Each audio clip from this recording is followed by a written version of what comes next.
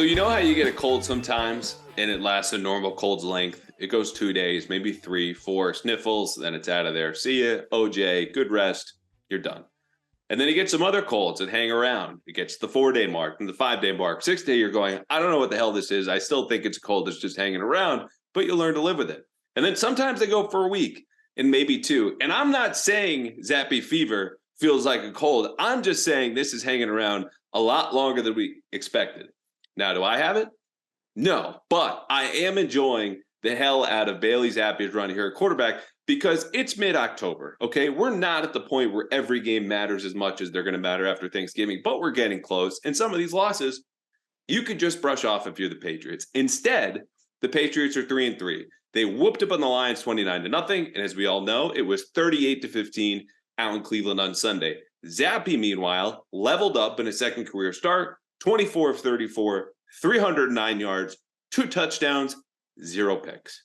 Now, that statistically is the best game by any Patriots quarterback all season. Of course, context is needed. We're going to get to that because the quarterback conversation is no longer just about Mac Jones or just about Bailey Zappe. It's become about the two of them. Now, I don't see this as some sort of dichotomy where, we got to do the first take thing and choose one over the other coming up against Chicago.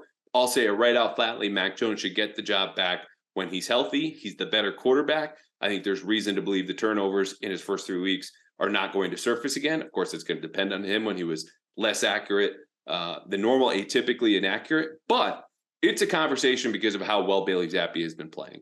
And when you look at some of these numbers, he's played 2 of the worst 5 defenses in the league. But what he's doing are things that Mac Jones was not. Specifically, and you can find a full write-up at thebostonherald.com. I've got over 2,000 words on this with some graphics and videos, et cetera, et cetera. Zappe is playing point guard in a way that Mac was not. Mac had 5 interceptions through 3 weeks. That led the AFC, okay? When you're playing point guard, you're not just running the offense. You're protecting the ball, and that is the number one job of a quarterback. 1B, though, would be to distribute. And you look at the way Bailey Zappe was distributing in Cleveland. I said 24, 34, 309 yards, 8 different receivers, including himself. 4 of those went for over 60 yards. Both of the tight ends in Devontae Parker, then Jacoby Myers, and they're all winning in different ways. They're winning in ways that they're all supposed to win. Parker, backside slants in the jump ball. Jacoby Myers, downfield, deep overs, quick outs. Jonnu Smith, catch and run plays where he's breaking tackles. And what this does is not only just kind of elevate the talent around Zappe by just getting them the ball in the way they should be, it allows the Patriots offense for the first time in a long time, probably about 10, 11 months, to be the shape-shifting system that it wants to be. And that's all because, A, Bailey Zappe's holding onto the ball, and he's just following the rules, okay? And again, it helps facing 2 of the worst 5 defenses in the league in Detroit and Cleveland.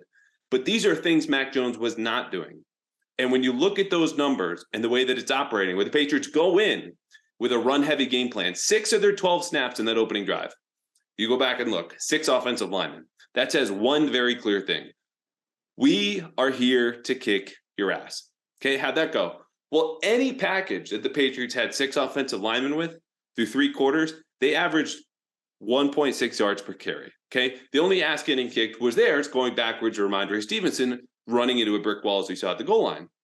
Their other plan to beat Cleveland, again, which shouldn't take a whole lot, it's one of the worst 5 defenses in the league, was a ton of misdirection. That same opening drive, 2 screens, Matt Patricia called the season high 6 on Sunday. You had some end arounds, okay? You had some play action leading to screens. You also had some reverse pivot handoffs, or if you noticed, and this is, again, opening drive right away if you go back and watch. Bailey Zappe takes a snap under center, turns right to no one, and then at the last second pivots back left and hands it off to Ramondre Stevenson. These things are just geared to get an undersized, over-aggressive defense going the wrong way and then to get easy yardage. Well, for all that planning and for all that deception, the Patriots were locked at 3 apiece in the second quarter. This is where the shape-shifting steps in. It's not just week to week about the offense they need to be to beat that opponent. It's drive to drive, the ability to enact adjustments, which is not to say that Mac is not smart enough. He's certainly not capable enough. He is all of those things to do this. But none of that matters when you don't take care of the ball and execute the offense as planned. And there were reasons to have doubts, as doubts that I had very openly and publicly on this podcast, on radio, on TV, and articles about Matt Patricia leading this offense. But what we've seen is this really Bill Belichick's offense. And you saw how quickly Belichick and Patricia pivoted from that run-heavy 6 offensive lineman style in the opening drive, stonewalled at the goal line. They don't do that really for the rest of the half. What they do instead is start leaning on play action, and they start leaning on first down passing, where Bailey Zappe then goes 9 of 10 for 112 yards on first down alone. You look at play action, he had that long touchdown to Hunter Henry, under center, 3rd and 1, 31 yards. See it, easiest touchdown Hunter Henry's ever scored. That change, that shift, that shape shifting started in the second half, where they let Bailey Zappe start to go to work and pass more. And he was able to do that without turning the ball over and without making certain decisions at the line or within the game that obviously irked the coaches. And I'm not saying that the coaches are always right. Mac Jones is always wrong. It's just that as they followed the game plan, as the Patriots found ways to get the ball to their skill position players, the way that maximizes each of their individual talents, that's when this thing is going to work. I think it's taken the coaching staff a few weeks to get settled into the offense they want to be, and they just had the right person at the controls to execute it, as opposed to Mac, who, was arguing for RPOs, got RPOs implemented in the system. He's making checks at the line. Sometimes those checks are missed by Devontae Parker, like against the Ravens game in the interception in the end zone. But Zappe is doing the things he's supposed to be doing. That's the starting point for this offense, with the way that it wants to be so multiple. If you can't do those fundamentals, none of the rest of this matters, and that's what he's doing. Now, like I said, if Mac Jones is healthy enough to play, absolutely 100%, that's his job, that's his spot. He should play Monday night. He is the better quarterback. He is more talented. He has proven himself capable of holding onto the ball, and his accuracy is the only elite trait that's going to be able to elevate this offense to another level when they stop facing the Browns and the Lions and the Bears, and then the Jets and Colts, and they get to tougher defenses down the road, which will determine, like 2 matchups against the Bills, maybe whether or not they get in the playoffs. So to wrap up the quarterback conversation, then we get into the good, the bad, the game balls, what would NFL Film say, and Mailbag. I'll just say, checking in with people in the team today and yesterday after the game, that they're happy with Zappe's play, sending a message to Mac, because part of the discord and tension, I think, has been overblown from the summer, where, again, it's hot. People are getting heated anyway. The offense is struggling. They're trying to decide how best to play. They're ditching basically all that boot play action stuff we talked about in our podcast over the summer. But if Mac sees someone doing the things he was not, there's only one message that sends, and that's one that they're very comfortable saying. If you just listen to us, if you run the offense as it's directed, things will go okay, because Mac is an incredibly smart guy. That's how he's found his edge in everywhere he's gone, and especially in football, that's how he wins. But, it's not always him with the right answer. And if he's making the wrong play, then it doesn't matter what he thinks. They just got to start making the safe, simple plays, because that's all that the Patriots were doing against the Browns, and got out of the building with a big win. Okay, on to the good. Bailey Zappe, talked about it. Game ball, first one to him. First quarterback in the Super Bowl era to have a passer rating north of 100. He was outstanding against the blitz, 11 of 15, 186 yards. And he got the Browns to back out of that blitz by the early mid-third quarter. And that's rare, because they came in blitzing like the Lions did not, like we expected them to. If you listen to this podcast before the Detroit game, the Browns went ahead and blitzed him. And the Patriots had some designs to help him out of that. It was to stymie the run game, which actually they largely did, but also to affect him. They did not affect him. He was incredibly poised. Game ball number 1 to him. Also, that protection we talked about. He was touched just 4 times, pressured south of 20% second straight game. A lot of that has to do with the interior offensive line.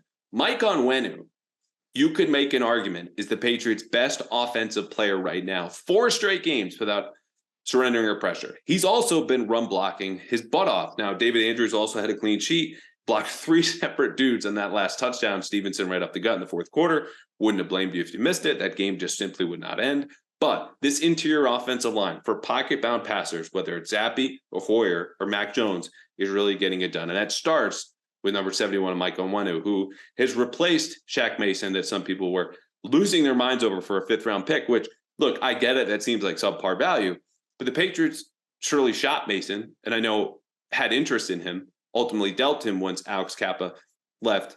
I think it was Alex Kappa left to go to Cincinnati, one of the Bucks guards, and then they shipped him to Tampa to be a replacement. That just happened to be the market for Shaq Mason. But the Patriots felt comfortable doing that, A, because it gave him cap relief, and Mike Onwenu could step in just as he has now, finally allowed to settle into one position, and you see the results right there. Matt Patricia, also another game ball. The play calling, like I mentioned, really shifted. They got away from things they had worked on all week that weren't working on Sunday, and that's all that matters. So middle of the second quarter, passing more in early downs, more play action. Then you get into 3rd and 1 under center. They had a 90% run rate tell. Like 9 out of 10 times, anytime Bailey Zappe is under center, they're handing the ball up. They took advantage of that on the 3rd and 1 pass to Hunter Henry, the play action one. That was 13 personnel, 3 tight ends. He's under center. Everything screams run instead of the pass. Very nice call by Matt Patricia, who, as I mentioned, killed in play action, early down passing, and adjusted quickly, because sometimes that's a pride thing, right? We can jam this ball down your throat. We're here to run the ball in Cleveland. If they, for whatever reason, are just stopping it that day, you got to move, and he did. Other one to Bill Belichick, ties George Halas, second most all time in the career wins list, 324. He doesn't want to talk about it anymore. That's fine. We're going to do a whole lot next week when you definitely, probably, beat the brakes off the Bears. Now to the bad. Isaiah Wynn. 4th straight game for him with a sack and a penalty. Okay, 4 straight games with a sack or a penalty is bad enough. To do this twice and get benched for the 2nd straight game is just brutal. I don't know what the future right tackle is. I would not be surprised if it's Marcus Cannon, or if they just keep Isaiah Wynn in there and say, we're going to work out these kinks, because the switch from left to right is really underrated. The problem is Isaiah Wynn did not do himself any favors publicly when he just doesn't want to say boo about it. And maybe he was mad and prevented himself from saying something that would be worse than saying nothing about it. But right now, some guys are wondering, whether he should, be active. Some fans, of course. And the results are there. Again, that's a sack and a penalty in 4 straight games.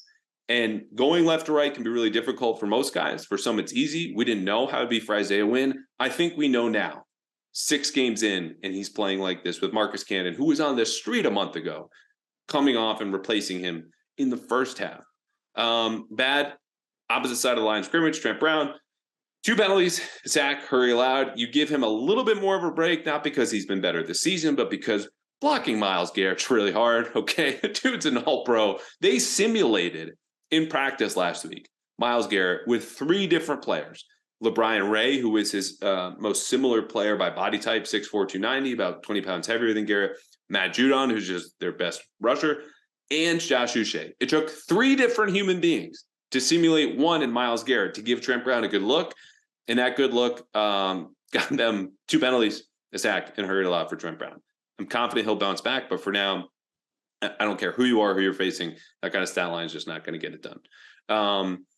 So, yeah, that's been about it. The good in the game balls, I guess we overlapped. I mean, the same deal. Zappe's going to get a game ball. He was part of the good. Onwenu, Belichick. Kyle Duggar, though, I will highlight, since we did not do him before. 8 tackles, 2 pass deflections, including a pick on that first drive. The Patriots, speaking of not practicing against speaking of practice, he didn't get to see that pass once in practice last week. It was a new design for the Browns. So the Patriots coaching staff combs through all this film and all these stats and all these concepts, kept that one off to the side. Well, Kyle Duggar did not keep that off to the side because he saw that play develop. 3 tight ends on the right. The innermost guy starts to head upfield while everyone else is blocking. And he sees him and said, that's trouble. So he follows Pharaoh Brown upfield on this corner route that just went for freaking ever. And then, as you know, Jacoby Brissett tries him deep. Duggar turns his head around, catches the ball, Patriots ball after 2 plays. That's just incredible work. Not only just from a film study standpoint, but for a guy who is a 3rd-year player in the league, not some vet who's been through the wars and played hundreds and hundreds of games. He just watched enough film dating back to last year on this offense to know that that play was coming. And obviously it was something Cleveland thought it would have a chance to hurt them with because it was on the script. It was the second play called. The other part about that was Duggar was aligned really as a corner. And he told me after the game he was working all week on trying to take his first steps back at the snap because he's a box safety. He's in the second level. He's basically playing linebacker on first and second down, all of his steps are forward, right? Like he's trying to stop the run. Any sign of a fake or a handoff, he's there. Then he goes backwards. Playing corner, playing safety in this base look where they had just one corner, 3 safeties, 3 linebackers, and 4 D linemen, he had to play pass first and let the other 7 up front, the actual front 7, do the work against the run. Took him a long time. Browns tested him right away, and obviously he passed. Okay, so we kind of overlapped good in the game balls. What would NFL film say? This is really easy and predicted last week. We talked about Belichick going on the road to Cleveland, back at his first stop as a head coach, potentially tying for second all-time in wins with George Halas, 324. He does it. This is all that's about. When we get a little Zappe fever, I think we probably get a line about Zappe fever hits a 118.4. Reality, you would be dead, but really that's just a joke about his passer rating. And then it's on to Chicago. Halas's old team, where Belichick can break the record, not just at home, but on Monday Night Football in prime time. And maybe a little storyline between Justin Fields and Mac Jones next week, because if that game goes to plan, not even NFL films can really save what is probably going to be a 20-3 kind of game, if not 27-6 or 9 or something like that, because it is slated to be one of the more boring games we have on the schedule. But as for Cleveland, it's about Belichick. It's about him taking the team back onto the field after the win, looking up at these 5 names, which he did, because the Browns, I'm going to miss a couple, honor Jim Brown, Ozzie Newsome, Paul Brown, and for all the work that specifically Paul Brown did to kind of integrate the NFL, and all the work that Jim Brown did off the field as far as human rights go and civil rights.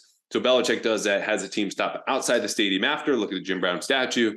All that gets covered, snippets. Also from Matthew Slater, who had a great quote after the game talking about for him to do it in this place where they ran him out was extra special. So at least someone's going to acknowledge that. Thank you, Matthew Slater. Okay, on to the mailbag. Thank you to all these folks for these questions. We got 4. A lot of these are diehards here in the pod. Dave from Twitter wants to know, does the linebacker situation still need an upgrade, or have Tavai and Jennings been improving enough to make it work, and how far away is Collins from being ready? Collins, I don't have a specific answer on. It's funny. He has not been in the locker room once the last 2 weeks since he signed, 2 or 3 weeks since he signed. Haven't spotted him. He's been a total ghost. That's how Jamie Collins used to be, dating back to 2019. Last year, at least via Zoom, which is when we did all these interviews, that dude was the happiest, bubbliest, most outgoing guy. Right now, as we know, Belichick revealed that he underwent offseason surgery. So it seems like he's working his way back probably into playing shape. But also, he's not someone who's going to profile all that differently from Mack Wilson, right? Like we've seen Mack Wilson, if you follow me on Twitter or reading some of my film reviews, some bad eyes. He's a pass-first player. You have him for his range, not necessarily to stop the run. So they might have even had him available for Cleveland and just gone, man, we're going to play an old-school-based defense, a 4-3, and we need all the run-stopping guys we can get for Nick Chubb. It doesn't really fit with Jamie Collins. So he might play a role down the line. Actually, the other guys, Tavai and Jennings, definitely fit that profile. Jennings was great. He had 2 quarterback hits. Another day of setting a sturdy edge. Tavai, more or less the same thing. I think he was exploited again trying to reach the perimeter, but I'm not here to dump on Jelani Tavai like it seems like half of Pat's Twitter wants to do. He sucked in Detroit. He was okay here last year in a very, very limited role. He was exploited at Green Bay, played well against the Lions. He's a below average linebacker. It's just what it is. As for moving forward, yeah, they need to be better because Juwan Bentley is not playing to the level that he was last year. It's certainly been better the last couple of weeks. But I think ideally this defense has Mack Wilson step back into the starting lineup just for the simple fact of his speed and his range. You've just got to get those instinct honed. And Matt Judon was even talking about this last week, saying he's got a lot to learn. But Mack Wilson's only 24, so he's got time. I think the Patriots want to expedite that learning process as much as possible. Ashley wants to know, who is the Patriots starting right tackle against the Bears Monday night? Well, I just said I don't know, so I can't really give you a definitive answer, but I would still bet on Isaiah Wynn. And part of that is they're going to have an extra day to prepare and practice against the Bears. And also, you look at the way Cannon's been used. He's been pretty active the last couple of games, even though he hasn't been the right tackle, because they're using him as a jumbo tight end. Now, that is not a very difficult position just to learn. Hey, go in and block on these plays that we call this personnel package, like 8 to 10 to 12 times a game. But it's something Cannon's been doing. And even when they went back to those, when Cannon replaced Wynn at right tackle, Cannon bumped out to right tackle, and then Wynn would he would bump out to the jumbo tight end, and Wynn would go back to right tackle. So I think they're going to continue with that. You also have to go, his sack allowed at least at Cleveland was against Myles Garrett. That's just what it is. But we all know this can't continue. The sack and penalty streak has to end at 4 or at most 5, because this Bears defensive line, holy smokes, they could be in the CFL, and maybe a bunch of nobodies even up there. Okay, Gary. Gary notes that 9 Patriots rookies played an offensive or defensive snap yesterday. Is that a team record under Belichick? Word of the wise, don't include mailbag questions that you don't have an answer for, because Gary, I'm sorry, it's late here on Monday as we record. I was not able to look this up, but I will say that Matthew Slater just spoke to some reporter via Zoom and said in his memory, which goes back to 2008, he's never remembered a rookie class stepping in and making this big of an impact. And that says something, not because, Matthew Slater in 2008, but they're doing it this early in the year. And part of that speaks to the lack of roster talent from drafts that they've missed from, 17, 18, 19, probably not 20 the way Duggar's been playing, and certainly Onwenu. But I would venture, I guess, yes. The only other year I would look at, though, is 2000, Belichick's first one. But as far as the overall impact, I think you're going to have a hard time finding a year. I don't know what the measurement would be of finding a year when the rookies have this much of an impact on the Patriots under Belichick, who knows rookies get you killed in the NFL, because that's just how it goes. You want to get to that year 2 leap, and I think they're counting on a lot of these guys collectively to make that leap next season when they expect to contend again. Last one from Jake. Jake asks, PFF has the Patriots ranked as the 4th best team in the NFL for combined offense, defense, and special teams. I think, ? We'd all agree they are not the 4th best team in the NFL. At least I agree. How do you, as a sports writer, square the advanced stats in the eye test when assessing team play? It's a good question. And a meta question, as Jake noted on Twitter. I would say this. What they are is not the 4th best team in the NFL, but currently the 4th highest graded team in the NFL, according to Pro Football Focus, which, as I mentioned before, sometimes a huge disparity in how I'm marking down pressures and hurries versus how they do it. And there are other companies, True Media, Sports Info Solutions, who also have different numbers. But what they're doing is really the eye test here. So it's not so much the analytics or the advanced stats. They do have a ton of advanced stats, a lot of really good data, which is what I go to PFF for, versus some of their charting, or certainly not the grades, except for in extreme instances. Myles Garrett's probably a top defensive end for a reason, right? I would just say you need a balance of both. And this goes across any sort of sport. You listen to people like Theo Epstein, who was, not Billy Bean on the cutting edge in baseball, but implemented analytics within Boston, and then goes on to the Cubs and says the more they followed the numbers, to keep this in a really simplistic conversation and description, the more you learned you need some of that eye test. So to be successful. And part of that blend is what obviously got them championships here in Boston with the Red Sox, and then the Cubs in Chicago.